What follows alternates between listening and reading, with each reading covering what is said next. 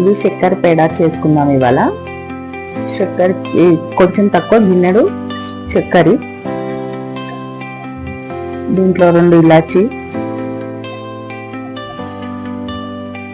ఒక కప్పడి water.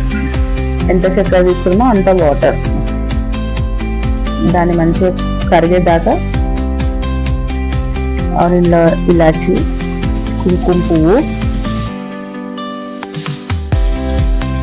Butter, salt లేని butter వేసుకోవాలి. ఒక 2 స్పూన్ సాల్ట్ లేని బటర్, మైదా పిండి కప్పున్నర మైదా పిండి, ఒక చిన్న గిన్నెడు రవ్వ, ఉప్మా రవ్వ వేసుకొని వేడి మీదనే కొంచెం కలుపుకోవాలి. ఎందుకంటే లేకపోతే ఉండలు ఉండలు అవుతుంది పిండి. ఒక 2 మినిట్స్ కలిపి మూత పెట్టేసుకోవాలి.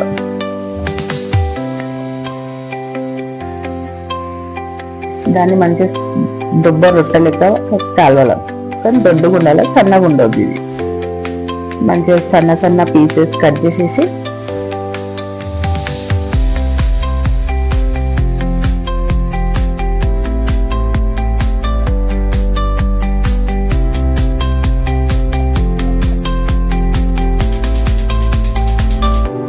మంచిగా నూనె కాలినాక మళ్ళీ స్లోలీ మంట పెట్టుకొని, నూనె బాగా కాలాల తర్వాత సన్న మంట పెట్టుకొని వీటిని ఎర్రగా కాల్చుకోవాలి. అప్పుడైతే లోపల దాకా కాలుతుంది, లేదా లోపల పచ్చి పచ్చిగా ఉంటుంది.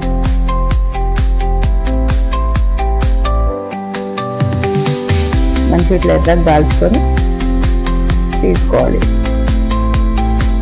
గరం గరం చక్కెర పేడ రెడీ.